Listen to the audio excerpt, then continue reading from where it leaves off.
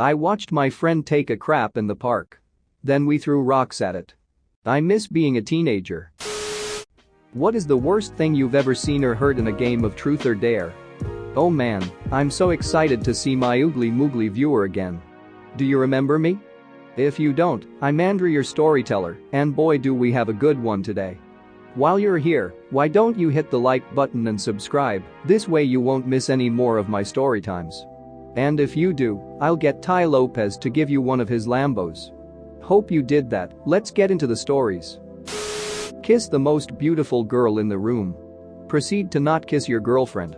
Perks of being a wallflower. When asked to present a deep secret about themselves, one of the really hot girls, this was high school, straight up, admitted to using whipped cream to get her cat, aren't their tongues like sandpaper? To lick her. The awkwardness escalated exponentially like a nuke in the room, seeping into the very core of every living being present. The best truth I have heard came about 6 years ago. A girl walked in on her parents having sex with another couple. Edit. For those asking, amongst the group of us playing at the time, a friend of this person knew about this story, so asked if she had ever seen her parents had sex. She just elaborated slightly from the simple yes answer. One of the popular girls in my high school admitted to regularly pooping in her hand. She took truth and was asked to tell an embarrassing secret or something like that. She said that she was always embarrassed whenever there was a splashing sound in the toilet when she went to poop, so she'd always poop in her hand and then slide it quietly into the water. She went from being a popular girl to being the hand poop girl pretty quick. I got dared to use a zipline that nobody had likely touched in decades. So we climbed up a mountain while wasted in the middle of the night, found that my friend was not bullcrapping and that it actually did exist, used our zip on it, and sailed over a 1,500 feet drop. And then the thought occurred to me that I had no way of getting back, and I had not even brought a flashlight with me, and had absolutely no knowledge of part of the mountain I was on. So I basically stood in place for 7 hours or so. I don't know if that was the worst, but it was definitely the most stupid, especially considering that the whole point of the game was to get with some girls who were no longer in a partying mood after I disappeared into the night. When I was 15, a girl I was trying to date invited my friend and me over to a house where she was babysitting. When we arrived, she was there with 4 of her girlfriends, including her one extremely slutty and rumored sty-wielding friend. After drinking everything in the house she thought the parents wouldn't miss, we played truth or dare. Eventually, the girl I liked dared me to go have sex in the master bedroom with the slut. I passed and took truth, but my friend took the dare and went off with her.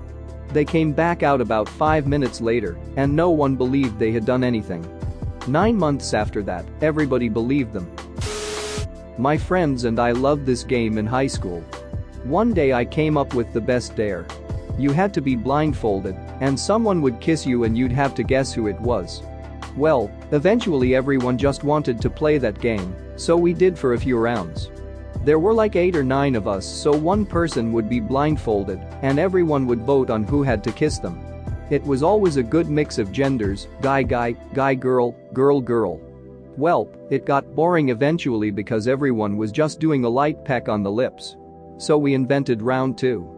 Round 2, you had to kiss them for 3 seconds and actually move your lips a little bit. Like a real kiss. Round 3, you had to make out with them for 5 to 7 seconds. Round 4, you had to use your hands and touch their face and shoulders. On particularly wild nights we would get to round 5, where you would have to actually straddle the person and make out furiously with them for 10 seconds. It was a great game though, and to be honest, it taught me how to make out properly, because at the end we rated everyone's kissing. This is a long-ass story, but I promise the payoff is there. First college party. Commence after party truth dare with about 8 people. 3 a.m. rolls around, we're down to 6 people, but things start getting a little raunchy. A kiss here, a flash there, take off an article of clothing, all in good fun. 3:30 rolls around, damn I still remember the time. This really cute girl who I was crushing on since high school asked me and I answered truth, because by this time I was down to my boxers and I didn't feel like sitting with my dick out. Anyway, she asks me some stupid question, I forget what it was exactly, along the lines of what's the craziest place you ducked. I was a virgin at the time, so my answer, naturally, was a lie. However, it was a boring one. I said the living room at my parents' house. Everyone started booing me, saying that answer was not worth a turn, and told the girl to go again. I got really embarrassed because it was not only a giant lie, but a giant lie that was apparently too prude.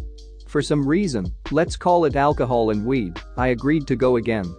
Inside I was having a panic attack and wanted to cry. Yes, men have feelings too. So to avoid a repeat of a sexual question, I went with dare. Duck it, I thought, I'm decently hung, so I'd rather have my dick out than people find out that I never put my dick in. I was 18, in my defense losing your virginity was everything back then. So she dares me to go down on her. This is literally every dude's wet dream, the girl you want more than anything, but thought you couldn't have, just asks you to eat that pussy. So I obliged, whole ducking heartedly. It's all downhill from here, folks. As soon as it sunk in what she asked, I got a massive ducking boner. I was wearing those peekaboo boxers, so guess who showed his face without me noticing? And guess whose face began drooling? So, yeah, pre-cum is a real thing is something I learned that night. So here I am sitting across from the hottest girl ever, who just asked me to eat her out, with my dick oozing, throbbing, and leaking all over my boxers, surrounded by 3 other girls and another guy, as well as some random party stragglers just watching the game unfold. It gets pretty bad. I notice what's going on, but I don't think much of it because she already has her panties off, so all she does is hike up her skirt and goes spread eagle. Holy crap. I'd never done this before. The most I've done with a girl was kiss at that point. I should preface this all by saying that I get gassy when I am nervous. Some of you may know where this is going, but I guarantee you ducking don't. So now she's spread eagle on the floor, and I need to make a move, so I do what any girl-loving guy would do in the most awkward way possible. I shifted onto all fours and crawled towards her like a ducking tiger or something. I put my face deep in the snatch, but my hands aren't touching her or anything. Instead, I'm still on all fours, like I'm a puppy sniffing her pussy. After a few seconds the position gets horribly uncomfortable, and I shift my weight in such a way that my ass is now sticking up and my knees underneath my body. What happens next is the single worst 30 seconds of my life, followed by years of shame. She begins moaning and tells me to take off my boxers. I quickly oblige, but I can only get them half off in this position without stopping what I'm doing. So basically I am now mooning 3 chicks and a dude that are sitting behind me, my hairy asshole perfectly on display, about 2 feet from their faces. The chick I'm eating out starts moaning more and saying she's about to cum.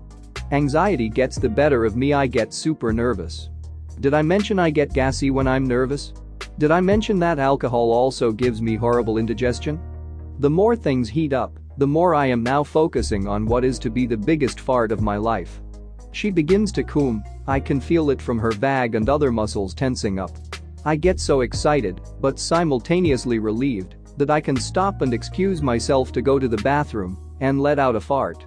Except I got relieved too soon. The fart was explosive, but the real problem was that I hadn't taken a crap that day. The real problem was that while this girl was having an orgasm, I was taking a projectile crap on 4 people behind me.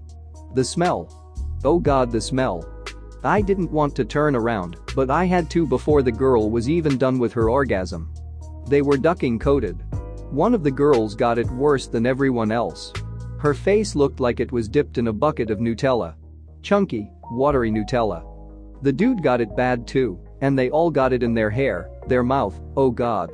So now this crapping all happened in just several seconds, so when the girl finally opens her eyes all she sees is my gaping asshole with bits of poop leaking out of it. I turned around to look at the damage, me on all fours, and the other people soaked in feces, starting to scream. She screamed. I screamed. The dude began hitting me, covering me in my own crap that was falling off his face and neck, except several seconds after he started hitting me he began vomiting. His hands slip on the vomit and he collapses on top of me.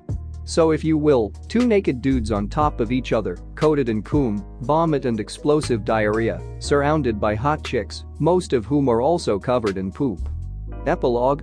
I actually dated the girl for 2 years, and the chick who got coated in my crap the worst is now my best friend. The dude I actually never saw again, he left that night. I saw the other 2 girls from time to time, but we never made eye contact. For some reason, people started calling me Ass Candy at parties after that. The nickname stuck around until I moved cities a year ago. Thanks for watching. What did you think of the story time? Let me know in the comments below. If you liked the video, smash that like button and subscribe so you don't miss any more story times.